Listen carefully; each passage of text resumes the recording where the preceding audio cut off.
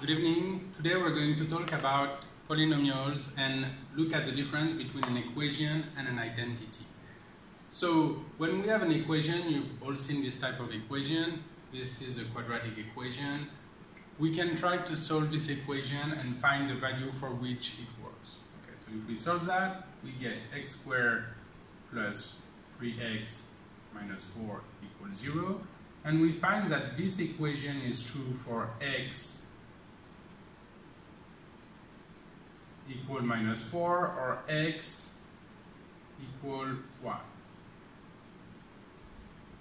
So x equal minus 4, x equal 1. So this equation is true for only two values of x.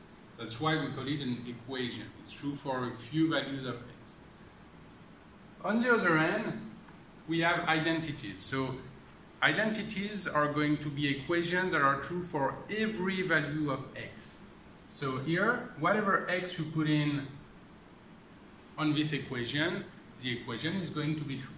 We can check that it's true by using the FOIL method on this side of the equation. So here, if I develop this side of the equation, I get x squared plus 4x plus 4, and it is equal to the right side. So whatever value of x that we're using, the left side and the right side are going to be equal. When we're dealing with an identity, we can use a different sign than the equal sign. So the sign is going to look like this. So if I rewrite this identity, I have x plus 2 squared is identical to x squared plus 4x plus 4. The difference is that this equal sign has 3 lines instead of the normal 2. And we call that the equivalent sign. Okay, so the first type of problem that we're going to ask you is, given this identity, find the unknowns a, b, and c. To solve that type of problem, we're going to use one of two methods. So either we use substitution or we use identification. We're going to see how to use both methods by starting with substitution. The first thing we do when we use the method substitution is we're going to look at the different factors of the coefficient that we're looking for. So here, the coefficient a has a factor x minus 1, 2x plus 1. The coefficient b has a factor x minus 1, and the coefficient c doesn't have any factor. We're going to put all of these coefficients equal to 0. So we have x minus 1 here that is repeated, so we need to do it only once. So x minus 1 equals 0, that's x equal 1, right? So what we're going to do is we're going to substitute x equal 1 in the equation, so on both sides of the identity. So on the left side, what we have is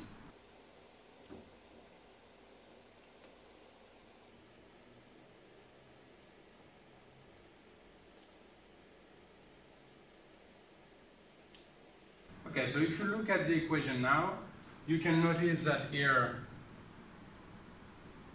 we have only numbers, and on this side, the coefficient a is multiplied by 0, so all of that part is going to disappear. Okay, so you multiply by 0, so it disappears. The coefficient b is also multiplied by 0, so it also disappears. So what we have left is c.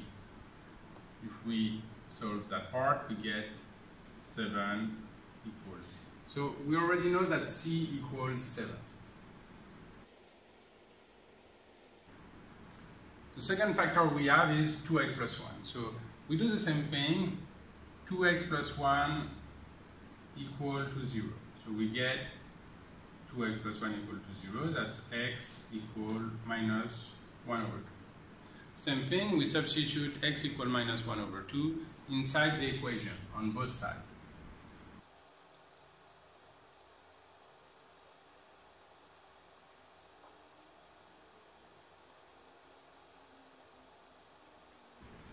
Same thing as before.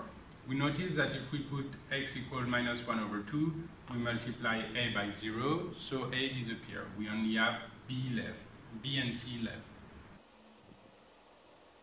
As we already know that C is equal to 7, we can solve this equation and find B.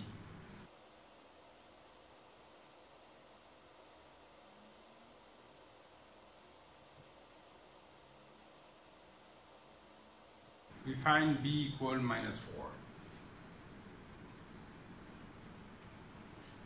At last, to find A, we cannot get any other factor equal to 0, so what we're going to do, we're going to put any value of x. So an easy value to put is x equals 0.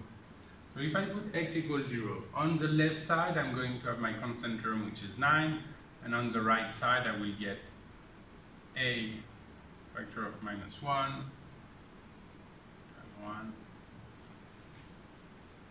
plus b factor of -1, plus c. So we know already b and c, so we can just substitute b and c and solve for a.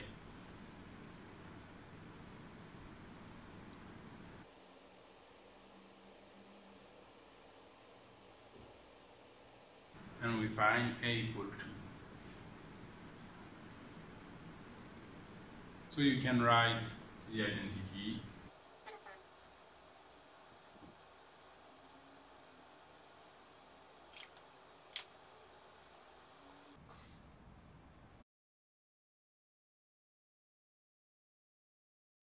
The second method is called identification. So what we're going to do first is we're going to develop the right side of the identity.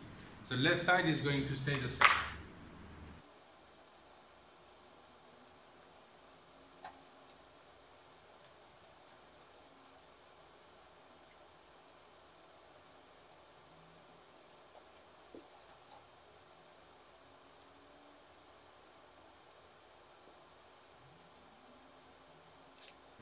Once we develop the right side of the identity, we can notice that we have different elements with x. So we're going to regroup this element into one big element. So in front of x squared, we only have one element. We don't have anything to do. So we're going to leave it as 2ax squared. In front of x, we have -a and plus b. -a plus b, we can also write it as b minus a. So we're going to put it in a bracket and we multiply this by x. And at last we have the constant term, which is c minus b minus a. We don't multiply these coefficients by x, so they are constant, we don't touch them.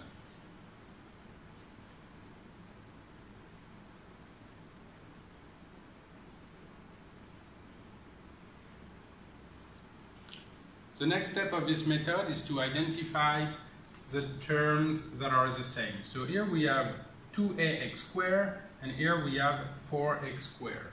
So if we forget about x squared, we get 4 equal 2a. Because these two terms are the same, it means that their coefficients are the same. 4 is the same as 2a.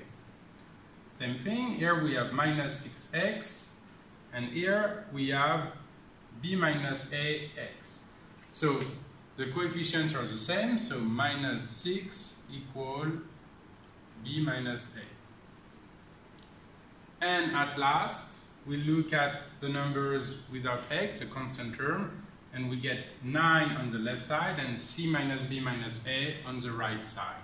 So same thing, we put it here. And now we get 3 equations. These 3 equations are what we're going to solve to find a, b, and c. From the first equation, we get pretty easily that a equal 2. Once we know that, we can substitute this in the second equation. Okay, so if a equal 2, the second equation becomes minus 6 equal b minus 2, which gives us that b equal minus 4. We know a, we know b, so now we can find c. 9 equal c minus 4 minus 2. We solve that and find that c equal 7.